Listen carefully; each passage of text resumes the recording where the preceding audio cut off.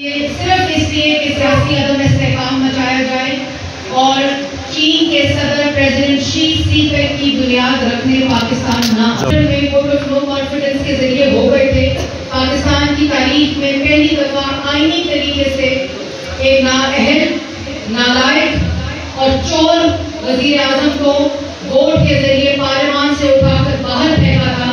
وہ اپنے اقتدار کی ہوس میں اس نے پہلے سائفر لہرایا. وہ سازش ناکام ہوئی تو 25 مئی کا اعلان کیا. وہ سازش ناکام ہوئی تو اس کے بعد 9 مارچ کا اعلان کیا. وہ سازش ناکام ہوئی اور اپنی کرپشن، اپنی چوری سے نظریں ہٹانے کے لیے اس نے زمان پاک میں جب ان کے پاس وارنٹ گئے تو انہوں نے پیٹرول بم سے پولیس والوں کے سر توڑے، رینجرز اور پولیس کی گاڑیاں جلائیں. اور اس کے بعد جب وہ سازش بھی ناکام ہو گئی اور جب توشہ خانہ 190 ملین پاؤنڈ القادر ٹرسٹ اور اس کے بعد جو چوری فورن فنڈنگ میں ہوئی ہے اس کا حساب دینا پڑے تو بالٹی، کنستر اور ڈسٹ بن رکھ کر پاکستان کی ہر عدالت میں جاتا ہے کہ میری چوری، میری کرپشن، میرے اعمالوں کا میرے سے جواب نہ لیا جائے، میری فورن فنڈنگ کا حساب نہ لیا جائے. اور اس چیز سے نظر ہٹانے کے لیے، قانون سے بھاگنے کے لیے، عدالتوں سے بھاگنے کے لیے اس نے 9 مئی جیسا سیاہ دن پاکستان کی تاریخ میں ہمیشہ اس نالائق، نااہل فورن ایجنٹ کے ساتھ جڑا رہے. اور اس دن ریڈیو پاکستان کی جو 4 سٹوری بلڈنگ ہے اس کو پیٹرول پھینک کر آگ لگائی گئی اور 2 دن تک یہ اٹیک کرنے کی کوشش کرتے رہے. اور یہاں ریڈیو پاکستان کے تمام آرکائیوز موجود تھے. پاکستان کی قومی سلامتی کا چاندی کا جو سمبل ہے پہاڑ، اس کو جلایا، چاندی اسٹوڈیو کو جلایا.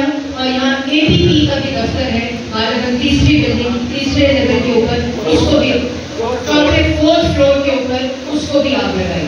میں خراج تحسین پیش کرتی ہوں ریڈیو پاکستان کے انجینئرز کو جنہوں نے فوری طور پر ٹرانسمیشن کو بحال کیا اور اس اٹیک کو، اس سازش کو ناکام بنایا.